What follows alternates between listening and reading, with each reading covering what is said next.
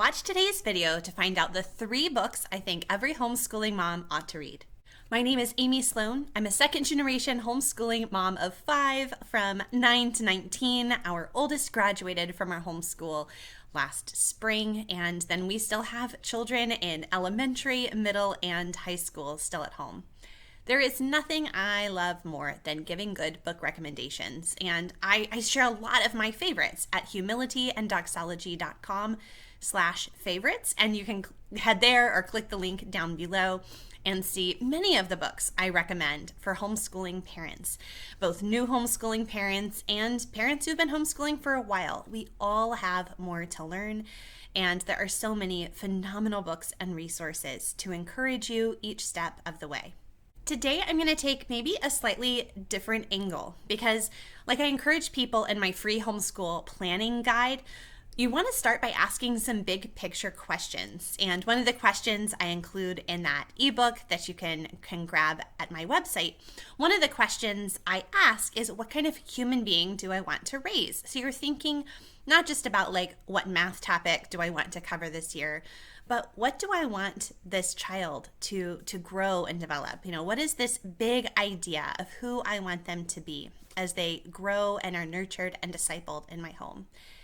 And I think as homeschooling parents, similarly, we can ask the same kind of big picture question. What kind of homeschooling mom, in my case, what kind of homeschooling parent do I want to be? Now, this can, of course, relate to your homeschool philosophy or approach to education, but I think it actually goes it's a lot bigger. It's a lot bigger than just our educational philosophy. And that's why the first book I recommend that you read is Abolition of Man by C.S. Lewis. Now, it's a really thin book, but I will tell you it is full of deep ideas. I know many people say the first time they tried to read it, they struggled a little bit, but it's worth revisiting again and again. C.S. Lewis, you know, we're probably familiar already with his Chronicles of Narnia, other works of fiction and nonfiction, Mere Christianity, things like this.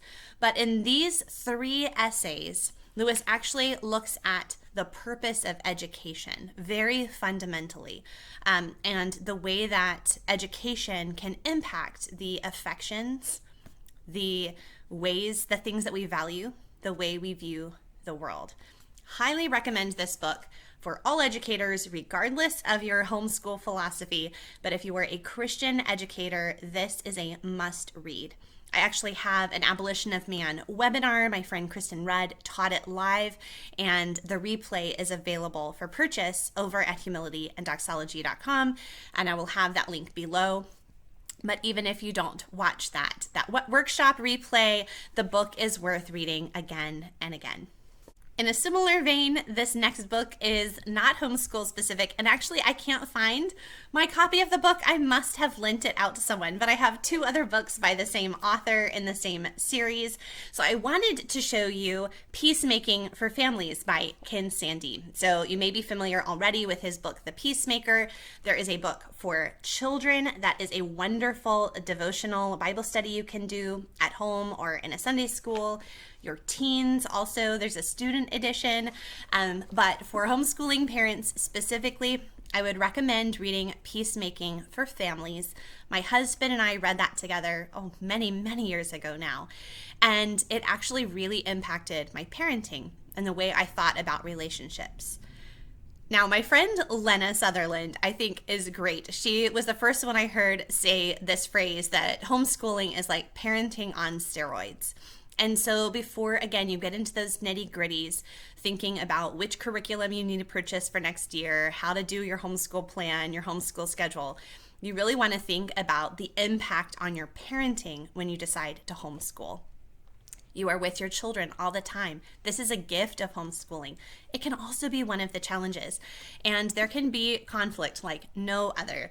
I think most homeschool parents will tell you there have been tears around the kitchen table at least once a week in their homeschool. And so sometimes that's a kid, sometimes it's mom or dad. I'm just saying. But really thinking about improving and growing and asking the Lord for wisdom in your parenting and thinking through relationship and communication. These are foundational ideas, and it will really improve the relationships in your home. It may even improve your relationships as a couple or with extended family and friends. But I really highly recommend the Peacemaking series by Ken Sande. Okay, I'm going to restrain myself to just one more book recommendation today. Like I said earlier, if you want to see many more of the books I recommend for homeschooling parents, head to humilityanddoxology.com/favorites. Now this one, before I show it to you, I want you to not turn away, don't turn off the video if you don't consider yourself a classical educator.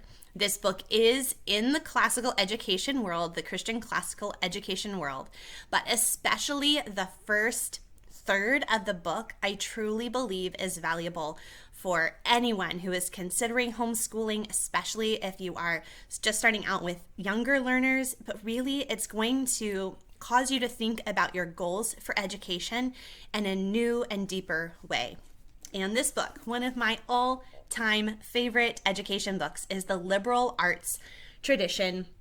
It's by Kevin Clark and Ravi Jain. I've actually interviewed Ravi Jain before on my podcast, Homeschool Conversations.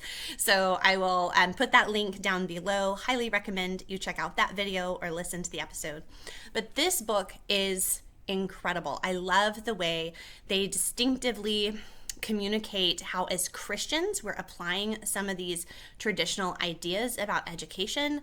I love the way they focus on relationship and art and ideas, and just will really cause you to stop and think. So even if you don't end up following their particular protocol for education, I think it is a book worth reading for all educators.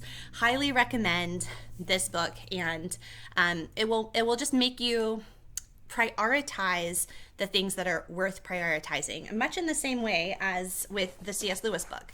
I mean, I think this one is going to be more obviously broad in its application, but this one is going to actually help you, like, boots on the ground. What does that look like in real life, in my everyday Monday morning around the kitchen table? So I'm going to hold myself to those 3 today. If you enjoy this video and want to see more recommendations for homeschooling parents, maybe some specific, more directly practical, specific detail kind of books, let me know in the comments, and I would love to record more book recommendation videos for you. I love to bring encouragement and help it teach you and equip you, and sometimes share the things that haven't gone well in my homeschool.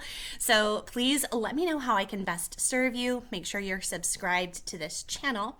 And definitely do check out Homeschool Conversations with Humility and Doxology.